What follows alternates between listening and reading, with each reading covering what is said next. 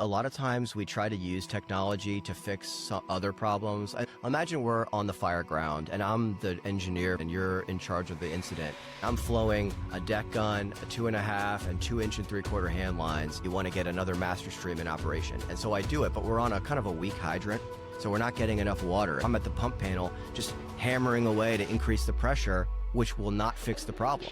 Because pressure is not the problem in that scenario. The problem is volume. You don't have enough water to flow all those lines. So increasing the pressure will not fix the problem.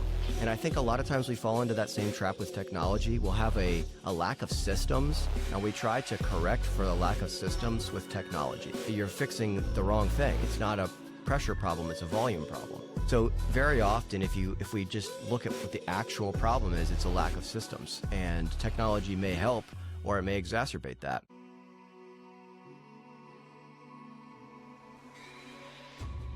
Welcome to Ops Talk, Westminster Fire Department's operational training podcast, where we share ideas and knowledge through honest conversations, highlighting the people who do the work.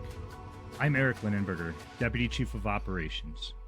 While built as a resource for our members, we invite the greater fire service and the community to be part of the conversation. What we share reflects our current approach under present conditions. Always follow your department's procedures and guidelines. Hey everyone, welcome to Ops Talk. We're full of great ideas in the fire service, but turning them into action is where we often struggle. Today we're going to explore how members at all levels can move projects and ideas from concept to reality and advance our organizations. May not be the flashy part of the job, but the work we do off the fireground is critical to how we perform on it. The problem is that most of us just haven't been trained for it. But today's guest is here to help us with that. Today's guest is Captain Peter Younes. Peter is a project management professional and host of the Project Command podcast, which explores project management in the fire service. He brings a unique perspective on how proven project management practices can transform fire department operations, helping leaders at all levels turn ideas into action and actually get things done. Peter has over 14 years of experience in the Henrico County, Virginia Division of Fire, currently serving as the executive officer, where he leads critical planning initiatives and coordinates work across divisions. He has served as captain of strategic planning, captain of communications and liaison to the Department of Emergency Communications, lieutenant of training, lieutenant in field operations, fire academy instructor, and firefighter. Peter brings a deep and unique perspective, balancing formal education, training, and administrative knowledge with actual fire service operations field experience. Peter, welcome to Ops Talk. Wow. Thank you. And that was a very, very kind introduction. I really appreciate you saying all that and very excited to be here. Love what you're doing with this podcast. I've been really looking forward to this conversation. You and I have been talking for a bit, was lucky enough to come on your podcast, and we had a great conversation there. So we're going to talk about the podcast here in a bit, but really love to get into, just kind of your path in the fire service and how you got into project management and your position currently at Henrico. Yeah, well, I'd love to tell you about it. So, and thanks again. So my path, to kind of take a step back, I grew up in the Northern Virginia area, so just outside of Washington, D.C., and being a firefighter was all I ever wanted to do. I mean, I can't remember a time in my life when I wanted to do anything other than be a firefighter. So that's kind of the origin story. I got into a fire science program in Montana shortly after high school, and I got a degree in fire science, and then came to Henrico Fire Department. I applied to Portland, Oregon, and Henrico Fire Department, and I got hired in Henrico. And like you said, I started out as a firefighter first we go through our academy. We have a 36-week academy that our new hires go through, and I got assigned to Station 7, which is just a really interesting station. It's sort of on the lower end of the economic spectrum. It's a lot of stuff that goes along with that, and that was just a really fun assignment, a really good assignment, great place to learn. And eventually made my way to be an academy instructor. So I went back to teach at our fire academy, which is just a blast. That's probably one of the most fun assignments I've had. And got promoted there to lieutenant and stayed on. We'd had a lot of turnover in our training section, so I got promoted and I stayed on as our training lieutenant for a couple academies. And then I went out to be a lieutenant in field operations, and I went to Station 10, which is I think it's our best fire station. It's in our Broad Street corridor. So you have a lot of commercial stuff, which is just like a whole new animal. What it was for me, the stations I'd been at was like predominantly residential. And so to go to our station 10, where it's just so much commercial, mid rises, it felt like working for a different fire department. So it was a lot of fun. And I was there as an engine company lieutenant for 5 years, also a paramedic, I should say, and got promoted to captain. And that took me into the administrative side of the fire department. My first assignment was a captain of communications, and that's when I really started managing a lot of projects. And so I got up there, and almost immediately I was doing a project to test out Bluetooth functionality for our Motorola radios and our MSA air packs, and how to kind of make those two communicate with each other. And we tried that project a few years earlier, and we'd had some serious safety issues with it. So my project was test this equipment and see if those safety issues had been resolved, and if so, roll it out to the fire department. And just to even take a step back from that, our department it's a pretty big sized department. We have 23 fire stations, just under 700 sworn firefighters, all hazards agency. And so that project to start with was really intimidating, because I was just like, man, there's safety issues. I got to test it, make sure they've been resolved. And then I got to roll this out to our operations section. And I want it to go well.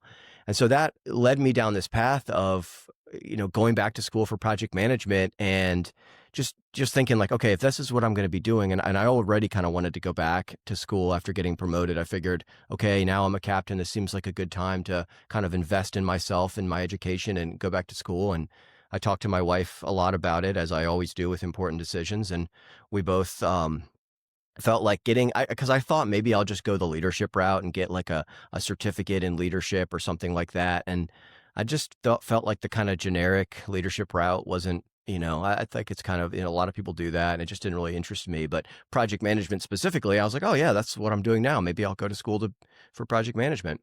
And in doing that, I discovered that there's a huge gap in the fire service with project management, because what I've discovered is, if you have a fire department and you take out the 911 calls, which is a big thing to take out, granted, but what you have left is projects, programs, processes, and systems. And every program, process, or system has to start as a project. Like, let's say Telestaff as a system. If you want to roll Telestaff out, you have to do a project. You have to train, and you have to communicate and write policies and deploy it and test it. So projects are a huge part of the day-to-day operations of a fire department, but it's something that historically we've just not trained our people on. And so when I discovered this, I immediately kind of went to the internet to see who's talking about this, who's been researching how to make project management work in the fire department. And what I discovered was there really wasn't anybody talking about it that I could find. I mean, a few people had written articles. Chief Brian Marcos in Smyrna, Georgia had written an article, which was really a really good article, by the way. But there really wasn't much beyond that. And so I decided, okay, well, there's a huge gap here, and I've identified that this is something that's really important, and there's not a lot of people talking about this, so I'll talk about it. And that's kind of what led me to go down this rabbit hole, get my project management professional certification, and some other certifications, and then start trying it out in our department in Henrico. Fortunately, I had a very supportive fire chief, very supportive leadership team. They saw the value in it early, and so yeah, that's kind of been it. That's the journey.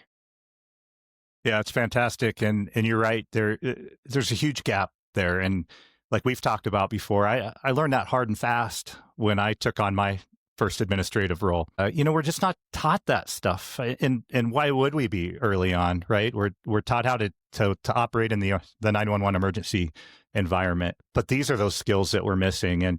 And I appreciate you doing what you're doing. I was having a conversation with my EMS chief one day. We were both fresh from the field. Neither one of us had that administrative experience at all. And we were going to come up and we were going to change the world. But we realized, gosh, we do not know what we're doing as far as running projects and going from that tactical to strategic perspective.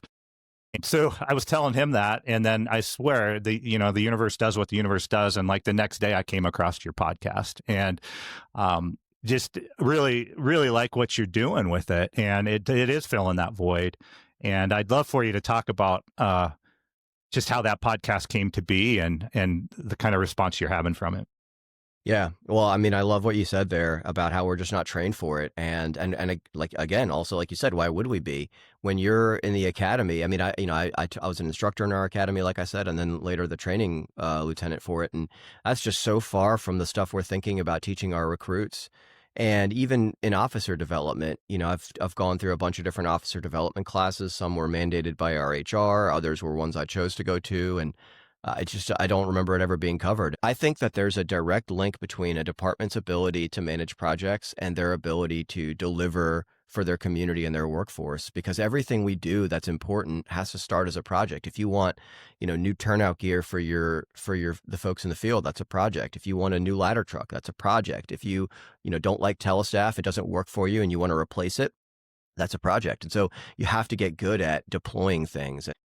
So anyways, with all that said, to start the podcast, I really just thought, how can I talk to people about the things I've learned? Because one of the things that I discovered was when I was a new acting officer, one of my first lieutenants, who was a real mentor to me, his name's A.G. Bryant, was telling me about how you want to develop that slide deck of images in your head.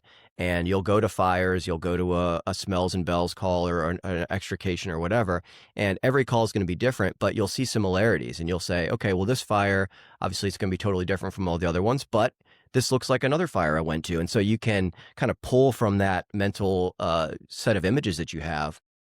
But for projects, nobody ever manages enough projects typically to develop that slide deck. And I think it's the same way. Not any project no two projects are going to be the same, but you'll have ones that have similarities. And so if you've managed enough of them, you can start to see the categories of projects. Like a great example is an equipment rollout. Every single fire department, probably, certainly in this country, probably the world, is going to roll out equipment 2 or 3 or 4 times a year, every single year without fail. And that project is a really similar project. You have to develop policy around the equipment. You have to train your people on it. You have to communicate how you want it stored and how you want it used and cared for, and who is the program manager for it. If it breaks, who do you call? So those equipment rollouts are really, really similar projects. And so if we can get one dialed in, we can get the next one dialed in, and the next one, and the next one.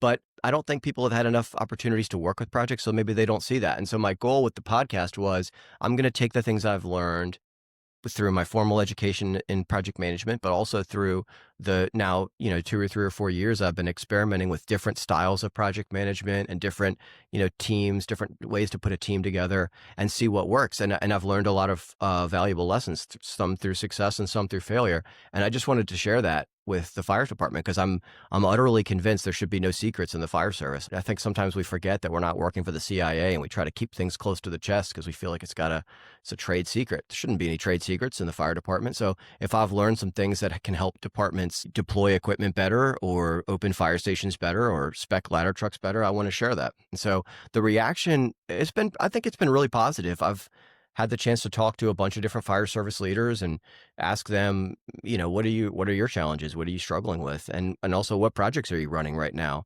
And it's been so interesting for me to discover that we're all running the same projects. We're all doing the same stuff. And I was talking to you, and you were talking about some of the projects that you've run recently. And it was crazy. You were talking about a 12-lead monitor project. We're doing that exact project right now. You talked about a radio system changeover. You're moving from one radio system to another. We're doing that exact project right now. It's going to go live in 2027. So I was just thinking, like, if you discover all these things that made those projects go well, how valuable is it for me to know those things? And maybe I can make our projects go better. So I've had a very positive response from the fire service. I think the big challenge is explaining kind of the need. And I think, a lot of people, once they think about it, they're like, oh yeah, we are running a lot of projects. But at first glance, it feels like something that is more for the private sector or, software or technology companies. But I think, once we kind of get down to the brass tacks of it and we realize we're going to do projects year after year, and the better we can do them, the more bandwidth and money we have for other projects and other initiatives. And so, yeah, I think all said and done, it's been a very positive reception for it. Yeah, you're definitely filling a void. And I think what maybe some people wouldn't understand is, if they have been in the field, and this podcast is very, very centered on operations work, but this is operations. This supports operations, and not every fire department is going to have the benefit of an executive officer position like you're currently in that can really focus on these things, but we're all still doing the things that you're talking about. And I really feel like it's something we struggle with. We get the thing out there, we get the piece of equipment out there, but we don't create the support for it to make it completely successful. And so I'd love to talk a little bit about how these projects and how taking these ideas to full implementation is still well within the operations realm. I think that it's not just reserved for that executive officer. It's not just reserved for the deputy chiefs in the department. It's what we do every day. Would you be able to talk about some of the projects that really do matter to operations and can really make or break our success in the field? Yeah. Well, you're 100% right about that. And so many projects get run out of operations, sometimes because they have to, and sometimes because that's where the people that are best positioned to run those projects happen to be. So, I think the best example is training projects. And even to think of training as a project. And so what I mean by that specifically, and this is a project I used to get all the time as an engine company lieutenant, is put together next month's multi-company training. We have 3 districts in my fire department, east, west, and north. I've been at 3 different fire stations, all on the north side. Often, and now at Station 10, we have a ladder truck and an engine company there. And so myself and the other lieutenant, the ladder company lieutenant, we would design training for 8 fire stations. So that's how many, we have eight companies in the north. So it's 8 engines, 3 ladder trucks, and a heavy rescue. Together multi-company training, either a high-rise training, and it would be an AM and a PM session, and we'd have to factor in lunch, and we'd have to factor in travel times, and what specific training we wanted to get done, how will we keep track of the training, and all that kind of stuff. And so when you really think about it, that's kind of almost definitionally a project. And to take a step back, the definition of a project is a one-time endeavor designed to create a unique product or service. And so when we think about it kind of from that perspective, putting together that training that you're going to just do that one time with those companies is a great example of a project. And I think having our people in operations, they don't have to go all the way down the rabbit hole on managing a project and write all these, fancy elaborate documents, but they just have to know the kind of basics of how do you structure that work. If someone gives you that assignment and they say, put together multi-company training for 8 fire stations, how do you do that? How do you get the information? How do you get the requirements? How do you develop a scope? And how do you put all that together in a timeline? And so I think those kinds of projects get run out of operations all the time. But another thing that I think we miss a lot in the fire service is very often the person running a project is who we perceive as the subject matter expert. And so what I mean by that is, let's say we have a project to put out a new 4-gas monitor. And you're putting you as the operations chief are putting that project together. It's kind of hard to imagine how you're going to do that without some members of your hazmat team. So you'll have some people from hazmat on that project team, and maybe they'll even be running it. Maybe you'll even go to the captain of your hazmat station and say, hey, this is your project. I need you to review different 4-gas monitors, pick the one that we want, go through an RFP process, purchase them, train the people on them, roll them out, write policies for them, and communicate it. That's a very common project that gets run out of, or projects just like that. Those are very common to be run out of operations. And I think our ability to deliver those projects is, number one, just great for the department. If you get that project, you want to do a good job. Firefighters, I think, intrinsically just want to do a good job. But it's also a great opportunity, I think, for development, because as you move up in the organization, you're going to get more projects and you're going to get more complex projects. And so what might start as, put together multi-company training for 8 fire stations, and now maybe you're putting together, training for the whole district, and then you get promoted and now you're doing a more complex project. And so getting those reps in with some of those more basic projects puts you in a position so that you can be the guy to step up, the guy or the girl to step up for your department when they really need you. And those projects come up all the time, and you really need somebody to come in and do a good job. And the only way you can get to a position where you can do that is if you've had the reps managing those other, maybe smaller projects. So to kind of come back, it's kind of a long rambling answer. I apologize, but to come back to it, I think the ability for our operations folks not to go all the way down the rabbit hole, but just to understand what are the first few steps you need to take, how do you organize work, I think that's critical. It's absolutely critical for the immediate, for the right here, right now, but also for those individuals as they move on and progress in their careers. Yeah, such a good point. And I think I talk a lot about mentorship, and I actually think we sometimes get mentorship in the fire department wrong. We definitely have gaps between positions. I think we do a good job of obviously preparing our paramedics. It's a very clear-cut process to get through paramedic school. You've got algorithms to follow, you've got all this education, you've got field training, you've got all the things. We do the same thing with our lieutenants, our first line company officers. We could always be better, but we've got a pretty clear-cut process. But I think that we struggle going from that first or second level leadership position into that middle and upper level positions. And a lot of it is just this. And I think the ability to start working on things naturally and setting systems and creating processes that work and being able to discern the difference between how we're going to operate out in the emergency environment versus how we're going to operate when we're strategically planning a project. There are intangible benefits that just can't even be measured down the road, and that stuff matters. And so really encourage people just to get involved when you can.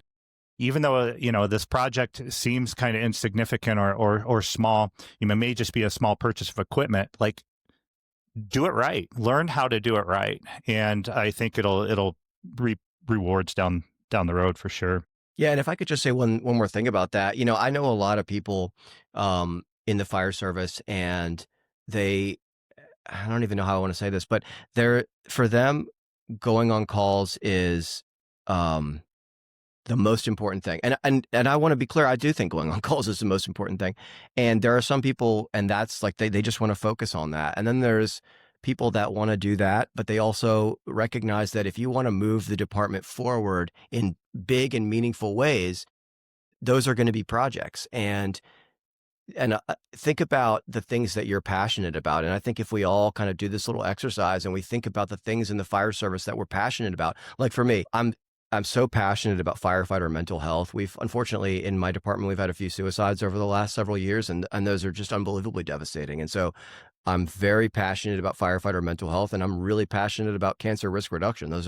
I think those are things we just do for the brotherhood. And because I'm passionate about that, I would like to see our department move forward and do better on those things. And so I was involved in a project to put, on-scene decontamination kits on our fire engines so that we can get do that gross decon on scene. And I've been a part of projects where we, work to get a mental health clinician hired full time to just go around the fire stations checking on people. And so the things that we're passionate about and that we think will make your department better, whether that's, hey, our extrication equipment is not, it's not up to snuff. We got to get better equipment. Okay, let me go hunt down a grant so I can get some grant money. Let me figure out how to buy new equipment and roll it out. Whatever it is that you are passionate about and you want to move it forward, if you ever want to get it past the sort of like great idea phase, you're going to have to be able to put together a project. Otherwise, the thing that you're passionate about will forever just be a good idea. So true. And we see those people that have those they're great ideas. Yeah, They've got that passion behind it,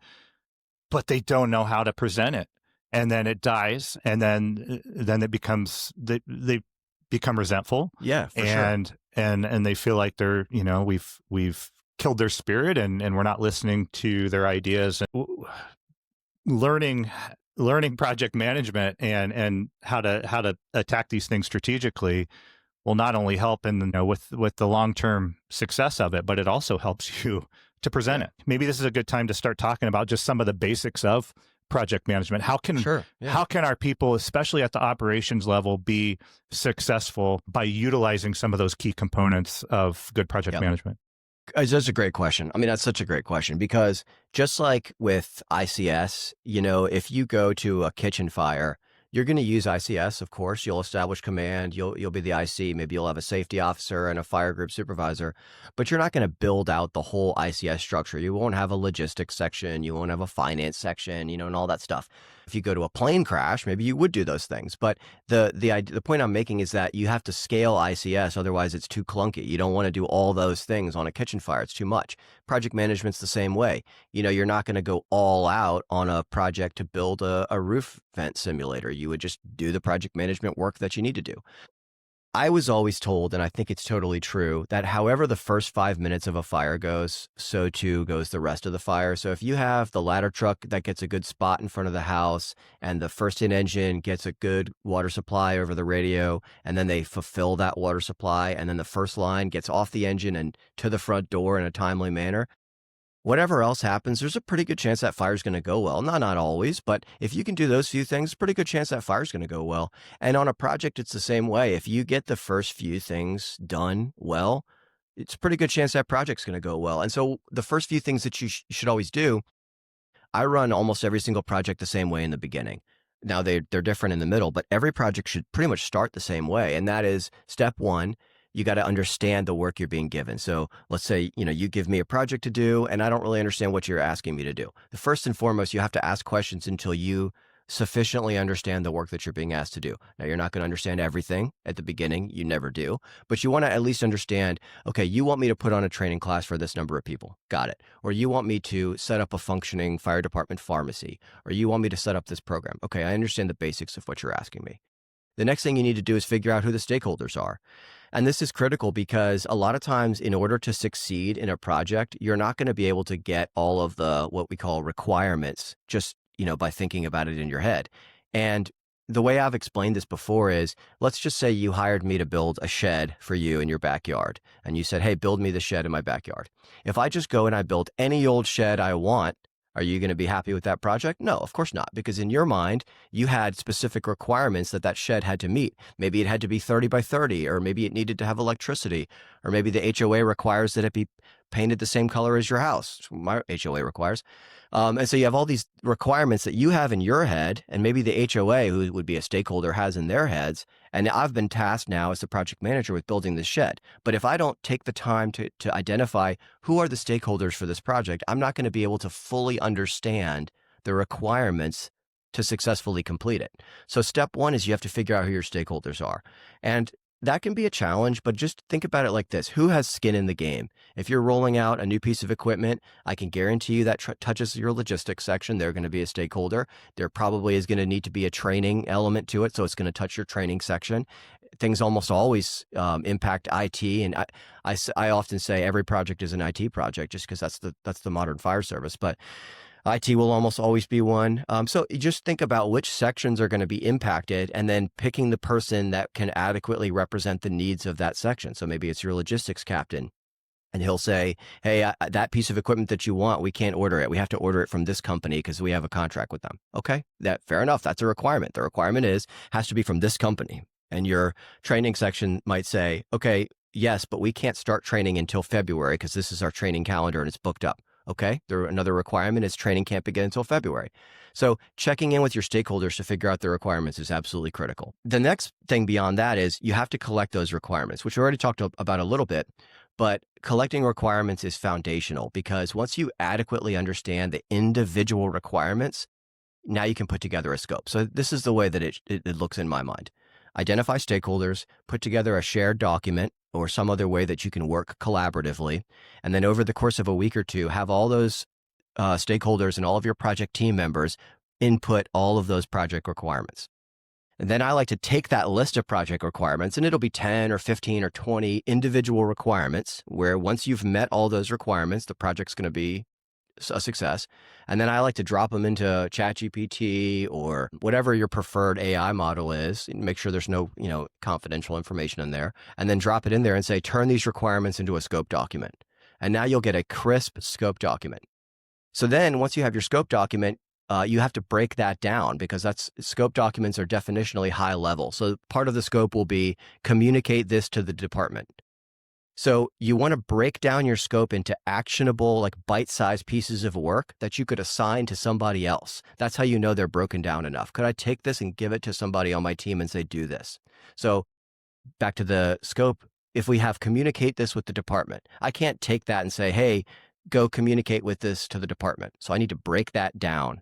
So now I'm going to say, write a firewall email, put a 1-paragraph excerpt in our department newsletter, and get it to our communication specialist, so we talk about it in the next Chief podcast. Those would be, if I break that scope down into activities lists, I can communicate to the department, and I can break it down into those 3 activities. And so you do that with your whole scope. You break it all down, and so that it's all bite-sized. And what you'll end up with is a great big giant activities list. And it'll have, 30 or 40 or 50 activities, like a to-do list. And if you were to do everything on that to-do list, the project is done. So you take that activities list, and it's going to have, 30, 40, 50 things on it. And then you're going to turn that into your schedule. So when does the project start? Well, you gave it to me on January 1st. So let's just say it starts on January 1st. And then you say, hey, this has to be done by June 1st. Okay, well, now I know the outside limits of the project. I know that it starts on January 1st and it ends on June 1st. So now I'm going to take that activities list and I'm going to plug it in along my timeline. And I'll say, okay, what needs to come first? This. Okay, put that at the beginning. What's going to go at the end? That. Plug it in. And I'll plug in all those activities along my timeline. And now I have a timeline. I have a schedule. And the last thing you need to do is take your schedule and turn it into a budget. So you go item by item. Okay, draft an email to send to the department. How many hours of overtime is that going to cost? Okay, do I need to purchase anything else? No. Okay, so that'll cost me this amount. And go down the line and estimate based off of the activity, how much is that each individual activity going to cost? Now you have a budget. So if you do those things, what you end up with is you end up with a stakeholders list. You end up with a list of requirements for successful completion. You end up with a scope. You end up with a schedule, and you end up with a budget. And in my mind, that's the equivalent of the ladder truck gets to the front of the house. The first in engine gives a good water supply and gets that first line to the front door in a timely manner. That's the first step to doing any project. If you do those things, there's a really high likelihood your project will be successful. I really like how you break that down. And for anybody that is interested, and I highly, highly recommend it, go to the Peter's Project Command podcast. He has episodes on really all of these things. And I think you have one episode just on scope because it's so important, but it is so scalable. Like you said, you don't go into the depth you might go into, say, for a multi-million-dollar budgeted project as you would for a training prop or something like that. And so Exactly.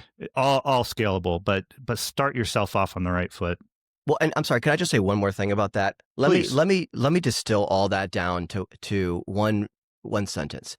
When you start a project, you have to define success. You just have to define what success looks like, because a lot of times you'll work really, really hard on a project, and at the end, you'll show it to, what's called your project sponsor, and that's the person who's authorized the work, on whose behalf the work is being done. You'll show them the work you've done, that you've worked so hard on, and it's not what they had in their mind. And so now there's a frustration that's been, now you're both frustrated because you've worked very hard, and it's not what they wanted, and it's not an indictment on your work ethic. It's just that you didn't get on the same page at the beginning of the project and say, first, define the problem, because a well-defined problem is half solved. So first define what is the specific problem that we're trying to fix.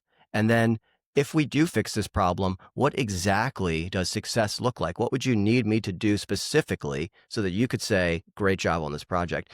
Just do those two things and you're already on the right track. Yeah, very good. Let's talk about what goes wrong with these projects. What do you typically see within your own organization, but especially in talking to others? What are some of the common problems you see out there? Yeah, the first one I'll talk about is scope creep. And this is a big one in the fire department, because once you get a project going and you put together a team and you identify your stakeholders and you have a plan and you have money allocated and you're rolling, people will sense that and they want to get their stuff done as a part of your project, which is totally understandable. So you'll hear things like, hey, while you're doing that, can you also do this? Or, hey, since you're adjusting the CAD recommendations for our ladder trucks, why don't you also do it for our heavy rescues? Just because they're very similar. So just while you're in there, why don't you do that? And very often this happens. And so your scope will continuously expand, and it'll be just another, hey, while you're in there, do this. While you're in there, do that. And then the next thing you know, the scope of your project has ballooned out so much that it'll either take, significantly longer than it was supposed to, or maybe you just won't get it done at all. So the reason it's important to make a scope is so that you can then protect that scope. You kind of have to speak up and protect your project. And so that may involve some conversations with your project sponsor where you just say, hey boss, if we do all these things, I'm just not sure we can get this done by the deadline. And so you have to protect your scope. First, you have to build your scope, then you have to protect it. But another thing that I see, and this is probably a little bit more of a macro view on it, I just think that organizations try to take on too many projects, and there's not a good filter for what should be a project and what needs to wait. And the problem with that is your resources are finite, and sometimes it's not even the resources that we see. Like sometimes it's not about budget dollars, it's about the amount of hours that somebody has to work on it. Like for example, IT. If you're trying to roll out a piece of equipment and it's going to take 10 hours of IT bandwidth and they don't have 10 hours of IT bandwidth and you've forgotten to, check in with them, then your project's not going to succeed. It'll die on the vine. And projects that die on the vine are the worst kind because they suck up resources and then they never get anything done. And they also totally disenfranchise and demoralize the project team. And I think we've all, well, maybe not everybody, but I've definitely been a part of projects where they were just a bridge to nowhere. And you work really hard and you put your blood, sweat, and tears into something, and then the project just goes absolutely nowhere. And then it just kind of makes you want to not do any more projects. Like, I'm not going to waste my time if that's how this is going to go. So it's really damaging to have a project die on the vine. So the way to think about it is instead of starting 30 projects and finishing 10, maybe we should start 15 projects and finish 15 projects. And the last thing I'd like to say on that is, we talked about technical debt. Technical debt is like the hidden enemy of productivity. And so just to kind of go, a little bit into that, we have so many of these projects and we get them 90% done. So we'll have a piece of equipment and that's honestly, that's a casualty of having too many projects. So your department starts too many projects and now you feel like you got to, all right, we're done. We've done the important things. Let's move on to the next project. And so maybe you're rolling out a piece of equipment, but you get the equipment in the firehouse and you train people on it, but maybe you didn't communicate how you want that equipment cared for. Maybe you didn't identify a program manager and you didn't update the policies for that, if that was needed. And so now somebody's going to break the equipment because they weren't using it right. You're going to start getting questions like, hey, this policy question, that policy question. Then someone's going to have to send out a division-wide email. Hey guys, this is how we want you to plug this thing in or take care of it or whatever. And now imagine that's for every project you do. Every single project that you get to 90%, there's going to be technical debt, which is what that last 10% is called, that's going to accumulate. And it's going to generate this slow trickle of work that comes in from unfinished tasks. And if you do that project after project, year after year, you end up with a great big giant pile of technical debt. And then it creates a drag on your team. And now, instead of working on the things that they want to be working on right now, they're addressing issues from the projects that they thought were already done, but they're not. They're 90% done. And so I see a lot of that. And I've talked to a lot of different people throughout the fire service, and they all say, oh, yeah, we have a lot of that going on in their department. We do in my department. And that is a very insidious issue because, one, it creates this feeling of we're drowning. We're drowning in work. We have all the projects we're working on now, but I also feel like I can't get rid of these projects that I thought were done. So it creates this sense of disorganization, like we're drowning. And then it also slows down all of the work exponentially that you're doing. So those are just some of the kind of the big ones. Oh, and one more thing I'll say, just lack of communication with stakeholders, not adequately checking in with IT or with budget or people that are going to make or break a project. Like if you don't talk to budget and they don't have the money for your project's going to fail. And if you need something from IT and they can't give it to you, it's probably going to fail also. So not checking in or adequately identifying stakeholders and not communicating with them enough. The stakeholder piece can't be overstated. I mean, I see it all the time where we get so excited. We are the experts in that piece of equipment. And so we think we know how it needs to be done, but we don't bring the right people to the table. And we end up cleaning up afterwards, or we end up having a bunch of hurt feelings. We end up pointing fingers. Totally. And we could, especially on the IT side.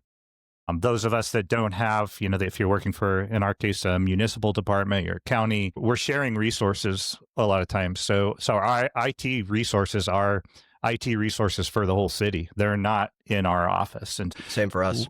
Yeah, we have to anticipate those things. And you bring them into the room and make them part of the conversation, and they start to help you champion that project as well. Yeah. But I love the technical debt piece. And, we've talked about it quite a bit offline, and it happens everywhere. And it just feels like this burden that continues to build as well. Totally. And maybe we should all make it our New Year's resolution to just go in and not take on anything new and just chip away at that technical debt over the first couple months of the year. I honestly, I believe in that. I do, because, what you find is you start, and there's this concept that the debt snowball, where you pay off the smallest debts first. So you find that piece of equipment that you rolled out where all it really needs is an email to get sent out saying, do this, don't do this. This person's in charge. Call this person for a replacement or repair. And then the project is at 100%. So finding those small ones, getting them done. And then as you do that for more and more projects, you'll feel that drag being lifted, and you'll see an increase in your velocity. And also you get that little dopamine hit from, scratching stuff off, like really, really scratching it. Now it's at 100%. Let me just say one quick thing about IT. One thing about working with IT that I would like to tell everybody, I think it's so critical, and it's antithetical to how firefighters typically like to do business. We like to come to IT and we like to tell them, this is the piece of software that we want. Just make it work. Just turn it on, plug it in, make it work. And they can't do that. We're on the same team as IT, but we have different priorities. And their priority is preventing something catastrophic. I mean, they do a help desk function, they help with software installs, but the main role of IT is to prevent something catastrophic, like a ransomware attack or a total system failure. And so they're more in a protectionist mindset than we are. And so I've found the best way to work with IT is to just come to them with the problem, not the solution, and say, hey, we need a piece of software that will help us schedule overtime. Not, hey, tell us staff what we want, just install it. Just come to them and help, and let them be part of the problem solving side of it, not just take this and do it kind of thing. Yeah, such a good point. And I think firefighters, we look at IT like the Geek Squad from Best Buy.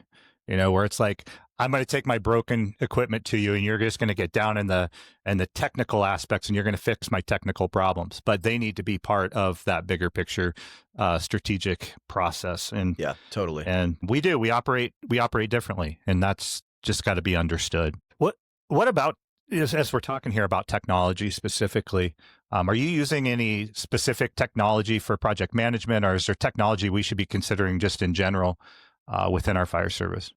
Yeah, another great question. So let me get, if it's okay, let me get on a soapbox for just a quick second about technology, something I see a lot. I think that, a lot of times we try to use technology to fix other problems. And so let me give you an example. Imagine we're on the fireground, and I'm the engineer for the first in engine, and you're in charge of the incident. And I'm flowing a deck gun, a 2.5 and 2 3/4 hand lines. And you come to me and you want to get another master stream in operation. And so I do it, but we're on a kind of a weak hydrant. So we're not getting enough water. And so I'm at the pump panel just hammering away to increase the pressure, which will not fix the problem, because pressure is not the problem in that scenario. The problem is volume. You don't have enough water to flow all those lines. And so increasing the pressure will not fix the problem. And I think a lot of times we fall into that same trap with technology. We'll have a lack of systems, and we try to correct for the lack of systems with technology. And you're fixing the wrong thing. It's not a pressure problem, it's a volume problem. And so very often, if we just look at what the actual problem is, it's a lack of systems, and technology may help or it may exacerbate that. And then the other thing I would say about technology is that technology, I've found, is really only as good as your ability to deploy it. Teams is a great example, Microsoft Teams. Teams is a great piece of software, and you can do a lot of really good stuff with it. You can manage a project through it. You can do all kinds of stuff.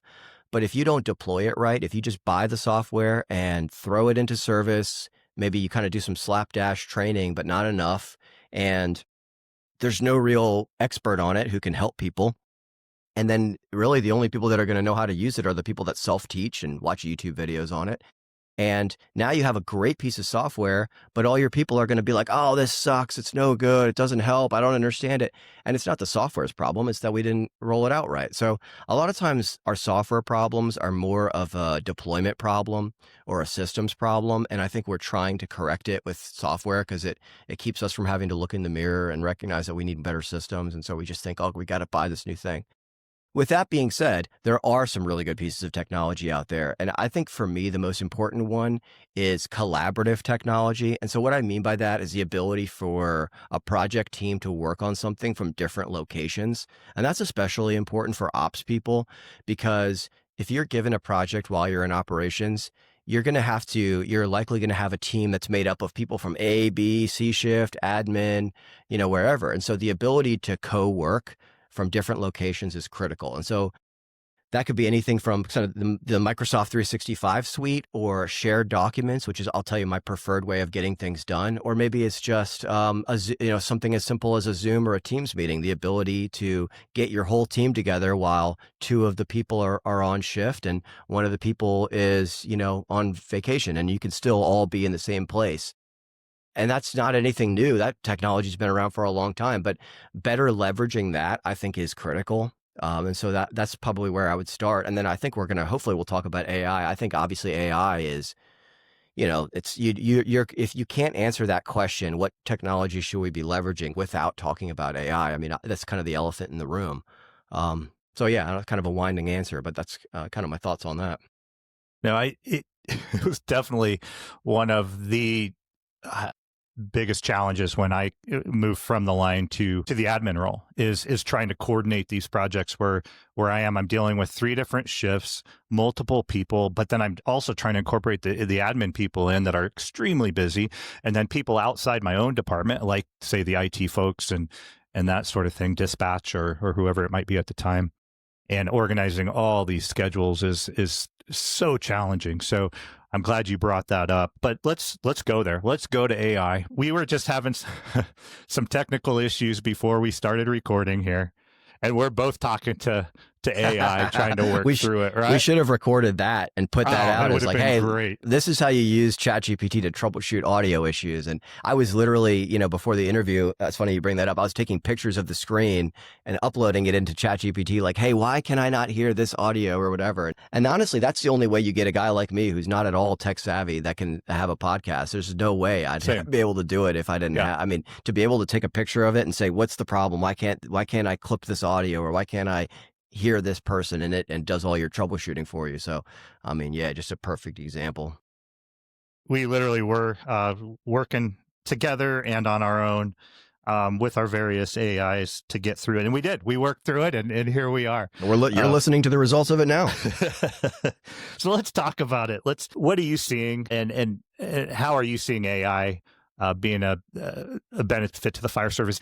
I mean, it's pretty obvious on the administrative side, but I think even on the operations side, there are some things that we can really leverage when it comes to AI. How are you using it? Yeah, there's a lot of different directions to go with this. I think before I say that, I'd just like to say that I think there's a lot of concern and trepidation about AI, and on a lot of levels. From the sort of administrative level, we're worried about, does it go too far? Does it cross the line? And I think from an operations level, they're a little bit unsure of what the policy is. They don't want to get in trouble. AI is so incredible that a lot of times it feels like you're cheating. It's such a force multiplier that it feels like cheating. It feels like you have the answers to a test.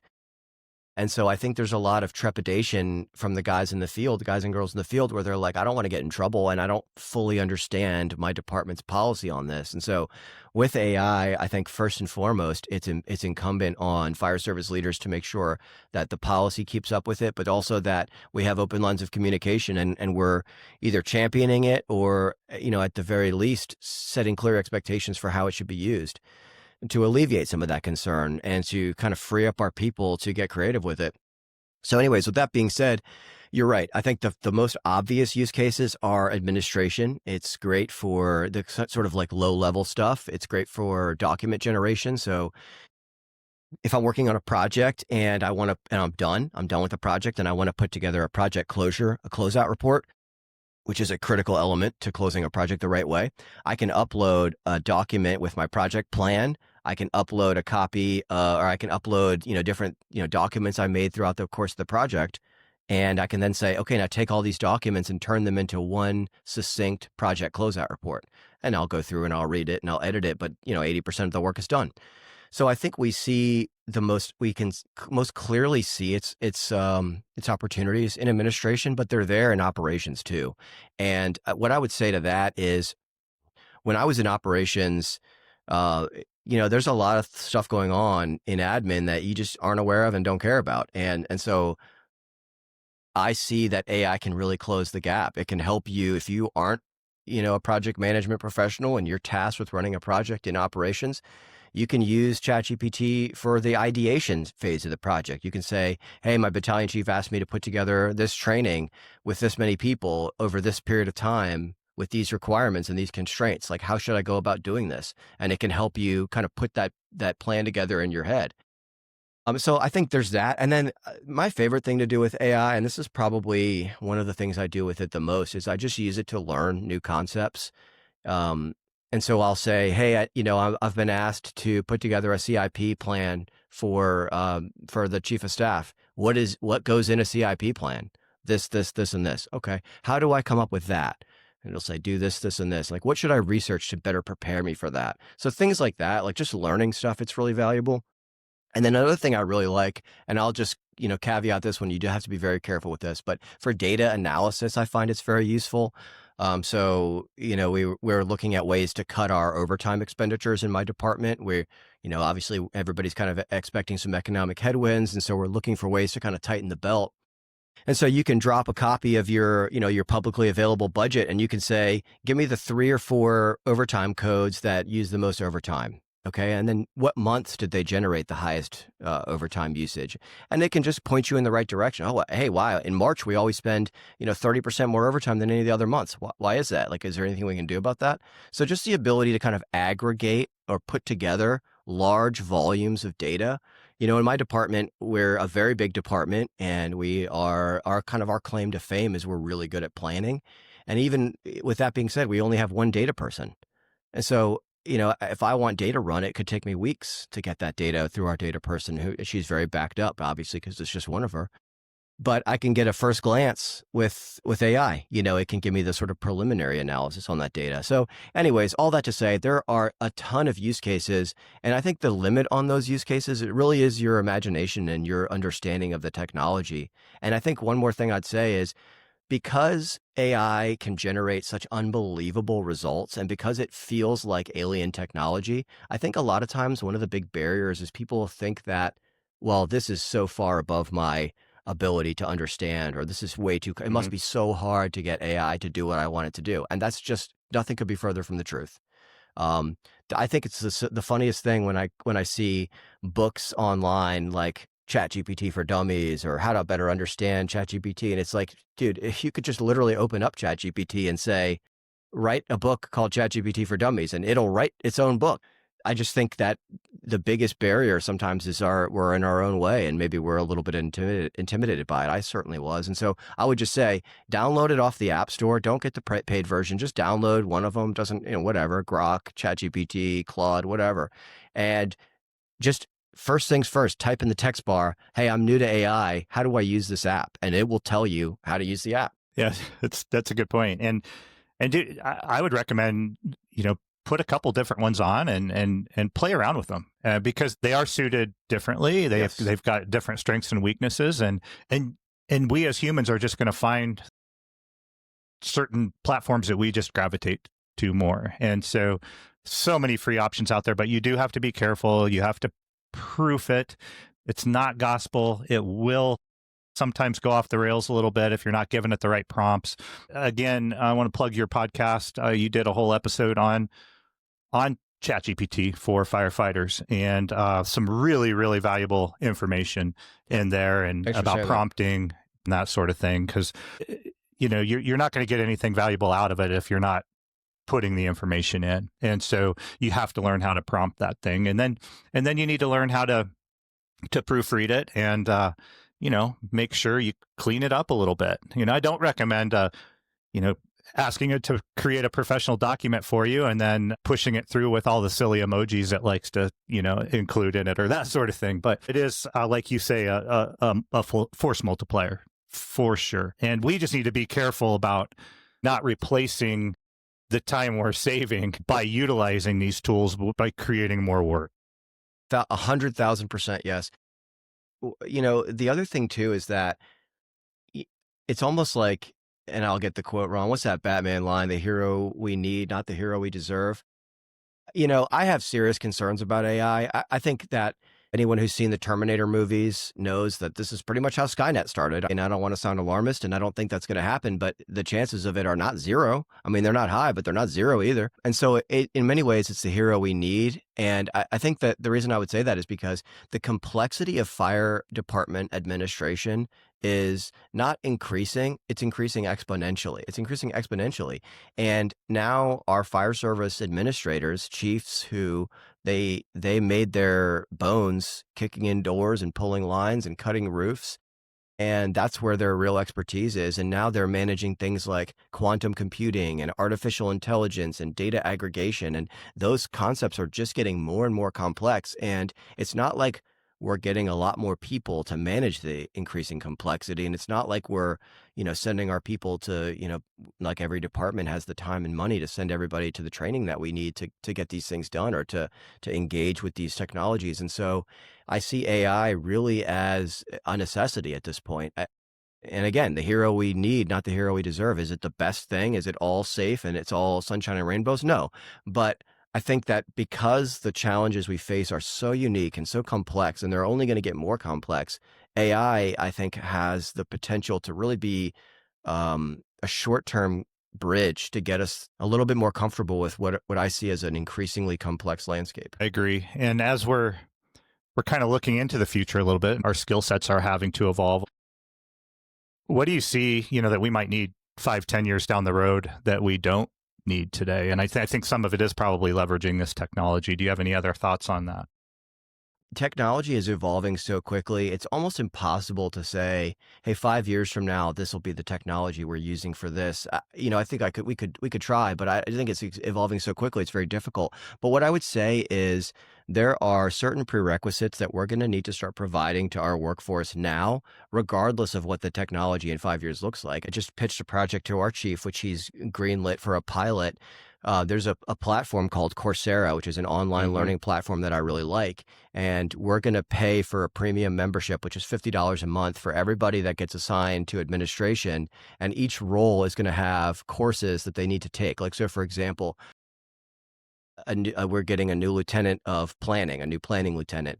And the course that I would have him take is you need to take a course on understanding fire department data. So, you need to take one of these 3 courses, which are free with your Coursera membership. The reason I think that's so important is that really, regardless of what comes next, whether it's AI or quantum computing or advanced data analytics or advanced, collaborative technology, we're going to need to have some basic skills. We're going to need to have people who understand what good data is versus what bad data is. We're going to need to have people who understand project management. We're going to need to have people who understand program management. And I think that the way to do that is to invest in sort of low cost, low drag training opportunities. Like I think, and Coursera is not the only one. There's lots of people that do that, but it's the one I'm the most familiar with. And so that's why I recommended it. And so I think that giving some of those foundational skills that we otherwise probably wouldn't have been providing our fire service administrative folks is going to be really important for whatever the technology that comes next is. Yeah, I agree. I'd recommend looking into it for anybody, whether it is Coursera or one of the other ones. I think we use Udemy, I think it's called, in our city. And your organization may already have subscriptions to some of this, and you may have the ability to jump in on some of that. So seek that information. I think that's where we're at right now too, is that I think in the past in the fire service, we kind of spoon-fed the information we needed, and it was all, operations strategy, tactics driven type of stuff. And I think now it's becoming too vast, and it's changing too fast for us to keep up, for any organization on their own to keep up with it. So it really is incumbent on all of us individually to go out and seek that training that we need, or recommend that training, like you said, for your coworkers. And just one more like kind of final thought on that is sometimes you can't wait for your department to identify the training that you need. If I waited for my department to tell me to go get my project management background and education, I'd still be waiting right now because there's so much going on. A lot of times, nobody's got the bandwidth to be looking ahead, and sometimes you're in the best position to identify those gaps. And so from my vantage point, I was thinking to myself, here I am, a captain, newly promoted captain. I'm in administration and I have several projects that I don't really know what to do with. I think I should go to school for project management. And you may be in the best vantage point, or you may have the best vantage point to understand that. And so don't be afraid to kind of step out on a limb and explore some technologies that maybe haven't been, standard in the fire service. And maybe you do kind of have to go out on a limb there and be the person that champions new technology or new disciplines of practice, like project management, for example. Agree completely. Get out there, seek it out, get what you need, and you might find that other people can benefit from it as well. So, Peter, as we start to wrap up here, I really appreciate you being here and just jam-packed full of good information and tangible, usable information for people. What keeps you motivated? Because as someone who has recently started a podcast myself, it's a lot of work. And what kind of keeps you motivated to produce Project Command and continue to advocate for better project management? Yeah, I actually really love that question. And it's kind of a cheesy answer, so I just hope your audience will bear with me. But I really feel a tremendous sense of debt to the fire department. I got hired when I was 23, and I had done live-in volunteer program in Montana. But I had my dad was it's called a biostatistician, basically a mathematician, and my mom was a college professor. She taught foreign policy with an emphasis on the Middle East and the Horn of Africa. And so that's the kind of stuff I heard about growing up. I didn't learn how to change oil in a car. I didn't learn how to weld. I didn't learn how to cook. And so when I got to the fire station as, a brand new rookie right out of the academy, they probably thought I was like an alien. They're like, what do you mean you don't know how to do any of this stuff? And so, I was at a firehouse with a bunch of, the youngest guy after me was 37 and I was, 23. And so I had people really take me under their wing and teach me how to change the oil, teach me how to, cook, how to balance a checkbook, and how to not spend my entire paycheck after 2 days and then be eating ramen noodles for, 12 days. And so at a time in my life when I really needed structure, the fire department was there for me and taught me a lot of the valuable lessons that, I may be the kind of person that I am today. And, that's how I met my wife. And so I just feel like the fire department invested in me when I really had nothing to offer. And I feel like now I'm in a position where I have this, I think this information is really valuable, and I think it can make a big difference. And I think that, the ability to manage a project is the difference between getting life-saving technology in service and not getting it in service. Or it's the ability to set up a mental health clinician so you can reach out to your people when they really need it, or not doing that. And so I feel that what keeps me motivated is I feel like this is how I can give back to the fire service that has given me, it's given me everything. And so I just feel a tremendous sense of loyalty, to Henrico Fire Department specifically, but to the fire service more broadly. I think it's a fantastic answer, and I relate 100%. I was the same. Came in as that young kid needing some direction, and boy, did I get it. And I just appreciate what the fire service has offered me, and really why I'm doing what I'm doing as well. Well, thanks, Peter. Just really appreciate you coming on. Thank you all for tuning in, whether you're watching this on YouTube or listening on one of the audio platforms. Really appreciate it. If you find benefit in what we're doing here, best thing you could do is comment, like, subscribe, follow the show. Really, really does help. And that way you won't miss any future episodes as well. If you have feedback on the show, please email me, opstalk.wfd@gmail.com. And we'll see you next time. Thank you so much for having me on, Chief. This has been a blast.